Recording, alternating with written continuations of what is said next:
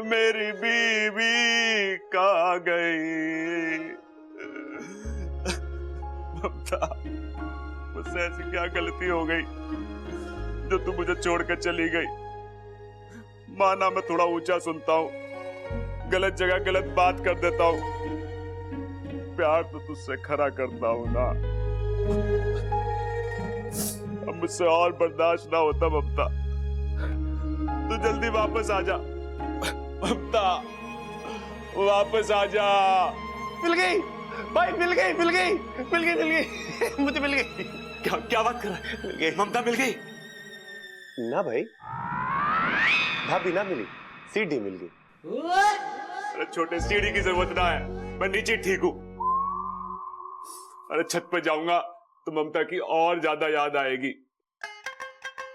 छोटे, जब तू सोता था ना तो हम दोनों ने घना रोमांस किया है छत पे। भाई ये चढ़ने वाली सीढ़ी ना है, ये गाने वाली सीढ़ी है।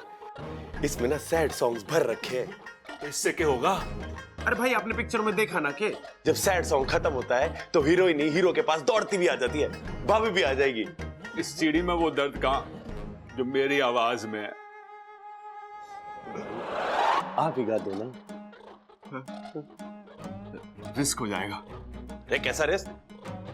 सारी भैंस और बैलों को मैं बांध के आया हूं, कहीं ना भागेंगी वो। आप गाओ, मैं खड़ा हूं ना आपके साथ, गाओ। हाँ हाँ हाँ हाँ।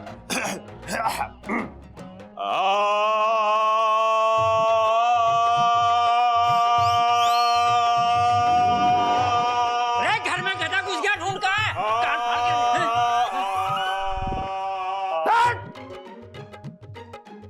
के गधों की तरह क्यों रो रहा है? क्या हो गया? अरे पिताजी, सबल ने बोला था कि गाना गाऊंगा तो ममता आ जाएगी। एक बार तू इसकी अकल से मत चला कर, अपनी अकल। चुप चुप बैठ, आ जाएगी ममता। है चुप। अब चुप ना रहा जाएगा पिताजी, बेचारी ममता पता ना किस हाल में होएगी। ममता। पिताजी एक बार भाई को गा के देख ही लेने दो ना, क्या पता भाभी आ ही जाए। शायद तू ठीक कह रहा है, हो सकता है वो वापस आ जाए, तब तो तीनों मिलकर गाएंगे। अच्छा अच्छा गाते हैं। 1 2 3।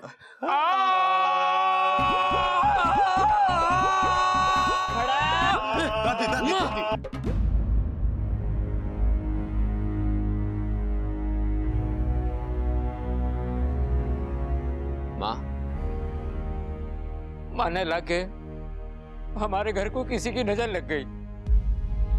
मुझे भी ऐसे ही लग रहा है, एक के बाद एक हादसे हो रहे। एक बार ममता घर वापस आ जाए ना तो शिव जी का मुद्रा कराऊंगी ताकि सारी पीड़ाएं निकल जाए। दादी, दादी तू हौसला रखना। हाँ, भाभी के साथ कुछ गलत नहीं होगा, वो वापस आएगी दादी, हम सब मिलकर उन्हें वापस लाएंगे। दादी, हादसे कितने भी बड़े क्यों ना हो, इस घर की एकता उससे भी बड़ी है।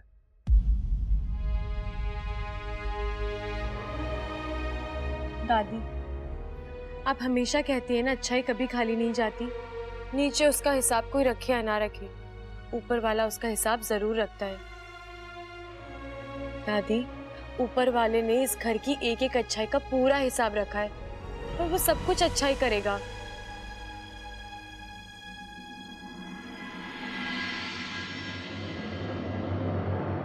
हाँ जी, फोन आया था इस घर से। जी इंस्पेक्टर, मैंने ही फोन किया था। मामला क्या है? दरोगा जी, हमारी बहू का कुछ पता न चल रहा। पूरे घर में देखा, आस पड़ोस में देखा, रिश्तेदारों से पूछा, लेकिन उसका कहीं पता न चल। इसीलिए आपको फोन किया। कितने घंटे हुए गायब हुए? यही कोई 7-8 घंटे हुए। बस दादी जी, 24 घंटे से पहले तो मिसिंग का केस ही नहीं बनता। अब सर, एक्चुअली बात यह है कि बात मैं समझ गया मुन्ना। घर की बहू घर में बिना बताए घर से भाग गई। मारी बहू भागी ना है दरोगा जी। जरूर उसके साथ कुछ अनहोनी हुई है या किसी ने उसे जबरदस्ती। आप ये इतने यकीन से कैसे कह सकती हैं? ये मारा घर है दरोगा जी, यहाँ के संस्कार मारे हैं। उजाला तो छोड़, अंधेरे में भी कोई कदम ना चुके। मारी बहू मारे घर में बहुत खुश थी। अरे दादी जी, मैंने कब ना बोला है, लेकिन हम पुलिस वालों को जज्बात से काम लेने की इजाजत नहीं है। हम जो बोलते हैं वो तजुर्बे से बोलते हैं, और मेरा तजुर्बा ये कहता है कि ऐसे मामले अगवा होने के कम बल्कि भागने के ज्यादा होते हैं।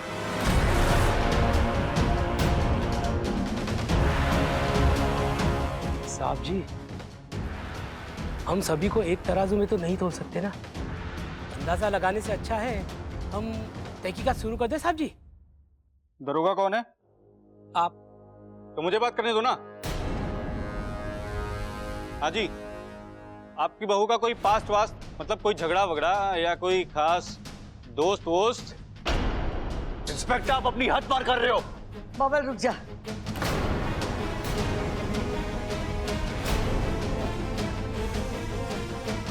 दरोगा जी, मारी बहू का गुजरा हुआ कल, आज और आने वाला कल, सब में हम शामिल हैं। आपको उसमें घुसने की जरूरत ना है।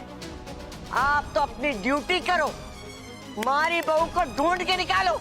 अब तो मैं 24 घंटे के बाद इस केस में हाथ डालूंगा। और इस बीच कोई अनहोनी हो गई तो? अरे दादी जी, एक तरफ आप कह रही होगा आपकी बहू सुशील है, संस्कारी है, उसके आगे पीछे कोई गलत सलत बात नहीं है, और दूसरी तरफ आपको लगता है उसके साथ कोई अनहोनी हो गई होगी। बात कुछ हजम नहीं हुई। साहब जी, घर की बहू बेटी गायब हुई है तो चिंता तो होगी ना, और पुलिस का धर्म है कि लोगों की चिंता कम करना, बढ़ाना नहीं। मैंने क्या गलत बोल दिया? सवाल पूछेंगे नहीं तो जवाब कैसे मिलेंगे? और मुझे तो लगता है ये लोग कुछ छुपा रहे हैं हम लोगों से। जो गायब हुई है पक्का उसमें कोई खोट है। ए, खबरदार! अब मेरी भाभी के बारे में एक भी गलत शब्द निकला तो मैं छोड़ दे दरोगा साहब, छोड़ से। क्या कर लेगा तू? क्या कर लेगा? बड़ी गर्मी है इस लौंडे में। अब देख मैं तेरी गर्मी कैसे निकालता हूं। ले चलो इसे। साहब जी, लेकिन ये गलत है साहब जी। जो बोला है वो करो। ले चलो इसे। दरोगा जी, हमारे पोते ने कुछ गलत ना किया है। दादी जी, इसने ऑन ड्यूटी अफसर का गला पकड़ा है। अब तो इसकी 2 साल की चक्की पक्की। लेकिन दरोगा जी, इसने जो कुछ किया वो आपने। अब जो बातें करनी है वो चौकी में आके करना। चलो रे। रुकिए, बब्बल जी को छोड़िए, इन्होंने कुछ गलत नहीं किया है। कहिए ना इनसे, ये तो इन्होंने बब्बल जी को उकसाया, थक जाके छोड़ दीजिए। ओ हवलदार, सहानुभूति देकर हो गई हो तो चले। चलो। अरे दरोगा जी, कहाँ लेके जा रहे हैं चाचू को? चलो। रुकिए इन्होंने। अरे रुकिए, कहाँ लेके जा रहे हैं? रुकिए। माँ, प्रबल सबल काय बुला मुझे। वो दोनों घर पे ना है।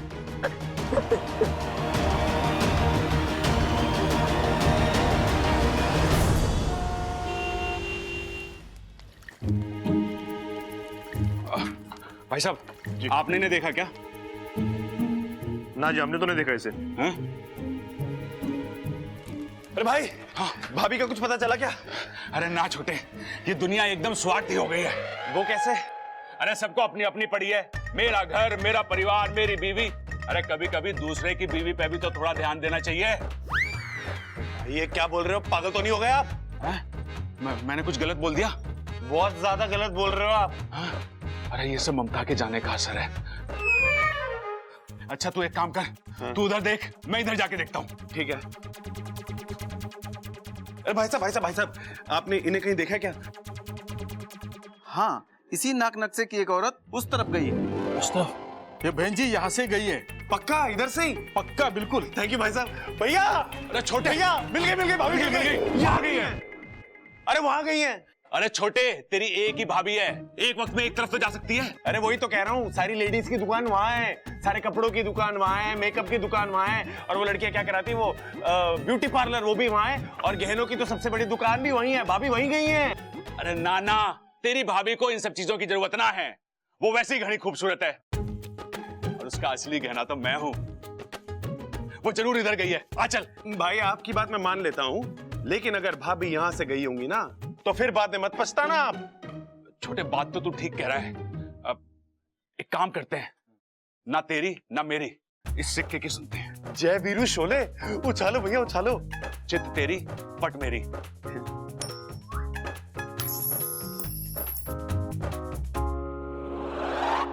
अरे ये तू खड़ा हो गया, इसने भी कंफ्यूज कर दिया। अब क्या करें? ना तो तेरा वाला रास्ता ना मेरा वाला रास्ता, इस बीच वाले रास्ते से चलते हैं। भाई अब कमाल हो यार, मैं कब आपके जैसा सोचना शुरू करूंगा। अरे छोटे, जब तेरी शादी हो जाएगी, बीवी खो जाएगी, तो मेरी तरह सोचने लगेगा। चल आ चल। ओ भैया सिक्का रह गया, सिक्का। पूरा सिक्का। हाँ चल, हाँ आजा। अप्पू, अप्पू तू शांत हो जा, चुप हो जा यार। अरे इच्छा, कैसे शांत हो जाऊं? तुमने तो कहा था ना कि सब ठीक हो जाएगा, मम्मी वापस आ जाएंगी, लेकिन यहाँ पर तो कुछ और ही हो रहा है। मम्मी अभी तक नहीं आई, और तुमने देखा ना चाचू भी अरेस्ट हो गए। अप्पू मुझे पता है, लेकिन ये हम इच्छा, अभी मुझे कुछ और नहीं सुनना। तुम तो कुछ भी कर सकती हो, तुम तो जादू भी जानती हो ना। तुम प्लीज प्लीज मम्मी को जादू से वापस ले आओ, और चाचू को भी छुड़वा दो। इच्छा, मैं उनके बिना नहीं रह सकता, प्लीज कुछ करो इच्छा।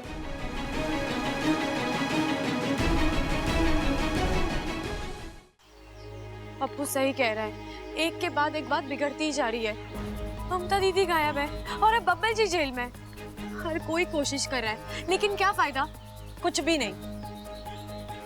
अब मुझे अपनी शक्ति का प्रयोग करना ही होगा। लेकिन हम लोग यहाँ क्यों आए हैं? ममता दीदी को ढूंढने, लेकिन हम उन्हें अकेले नहीं ढूंढेंगे। फिर? हमारी पूरी नाग जाति इस अभियान में हमारी मदद करेगी। देखना वाकू, एक बार ममता दीदी मिल जाए, फिर हर मुश्किल का हल निकल आएगा। हे नागुमी देव, आपने हर बुरे वक्त पर मेरा साथ दिया है। आज फिर मैं आपके सामने हाथ जोड़कर खड़ी हूँ। अपनी कृपा बनाए रखिएगा। हे समस्त नागजीव, मैं नागिस्तान की सपोली इच्छा आज आपको अपनी मदद के लिए दिल से बुला रही हूँ। एक नेक काम को अंजाम देने के लिए मुझे आपकी जरूरत है।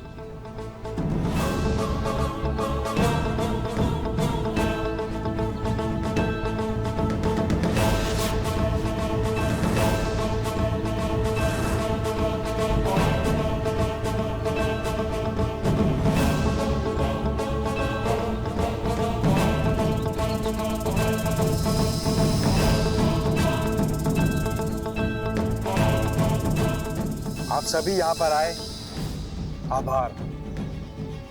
अब आपको जल्दी से हमारा एक काम करना होगा।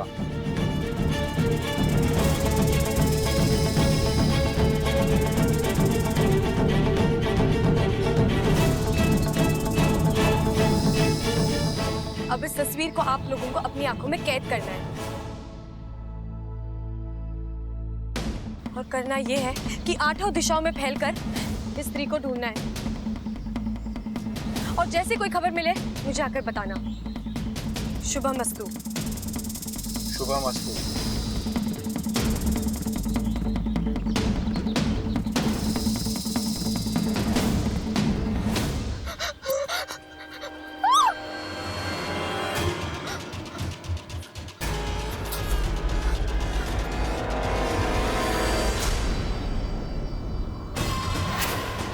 अमृता, तुम यहाँ कैसे?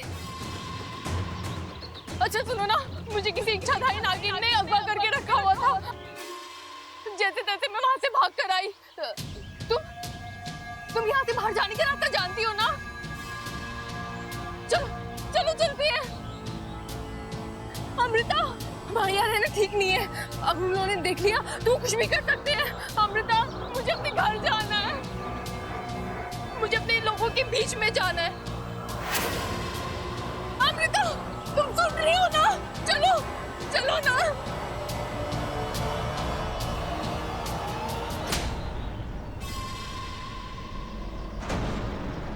अमृता, तुम? वही इच्छाधारी नागिन जिसने तुम्हें अगवा किया।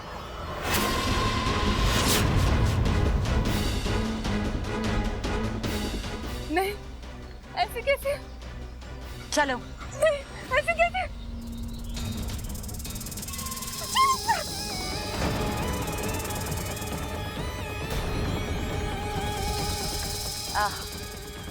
मैं नहीं जानती कि तू कौन है और तूने मेरा रास्ता क्यों काटा, पर होता है तुझ जैसों की जब मौत आती है तो वो मेरा रास्ता अक्सर काटते हैं। विशेलगढ़ की नागिन हूं मैं।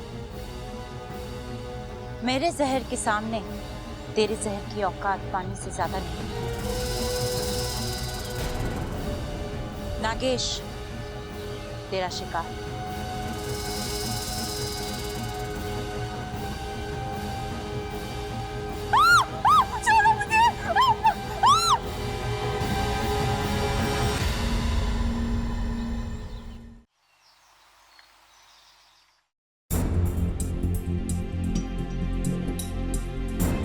अब तक किसी नाग का कोई संदेश नहीं आया, यानी शायद ममता दीदी तक कोई पहुंचा ही नहीं है। होगा इच्छा।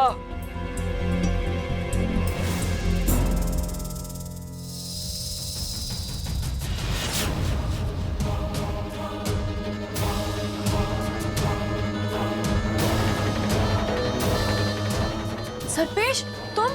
अरे इतनी चोट, इतने जख्म कैसे लग गए? बहुत कोशिश की मैंने उसको बचाने की, लेकिन नहीं बचा पाया। इच्छा, मतलब तुम्हें ममता दीदी मिली थी। वो इस वक्त सतपुड़ा के जंगल में है। एक औरत ने उसे कैद कर रखा है। नहीं, औरत नहीं, औरत के रूप में इच्छाधारी नागिन है वो, विशेलगढ़ की राजकुमारी। और उसके साथ नागेश नाम का एक सांप भी है। उसी ने मेरी ये हालत की है। मुझे माफ कर दो इच्छा, मैं अपना काम पूरा नहीं कर सका।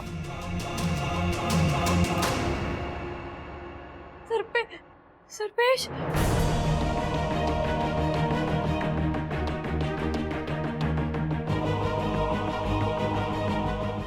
वाकू, वाकू जल्दी आजा वाकू, वाकू।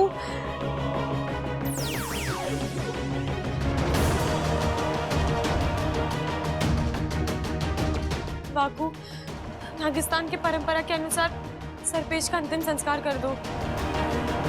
विशेलगढ़ की राजकुमारी।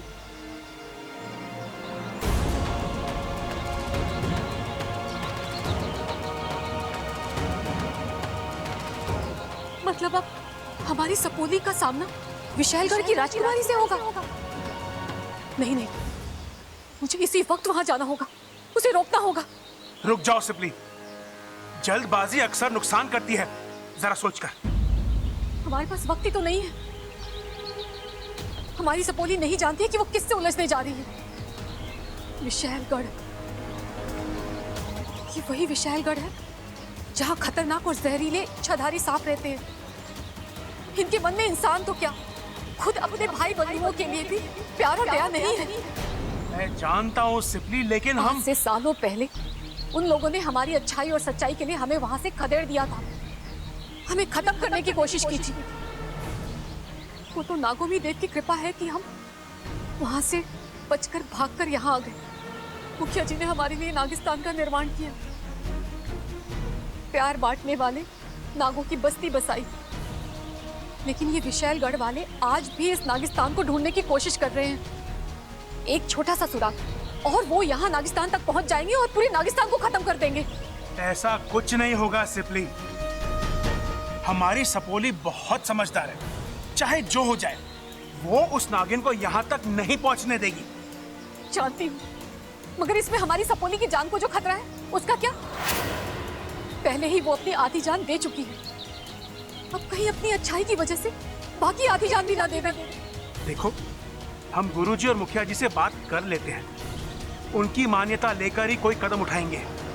ठीक है, जो करना है जल्दी कीजिए। अब बात जो भी है, एक ऑन ड्यूटी पुलिस इंस्पेक्टर पे हाथ उठाना बहुत ही गलत है। अरे ये क्या बात हुई वकील साहब? गलती उस इंस्पेक्टर ने करी और सजा हमारे बबल को मिले। हाँ वकील साहब, आप छुड़ाइए उसे जेल से। अरे रेल की जरूरत क्या है, पुलिस स्टेशन पास में तो है, 2 कदम में पहुंच जाएंगे। क्या हो गया पिताजी? अरे बावले, सबल रेल की नहीं जेल की बात कर रहा है, जेल की। वकील साहब, हमारा छोरा बिल्कुल दूध जैसा है, जब तक नीचे से आंच न दो उसमें उबाल आता ही नहीं।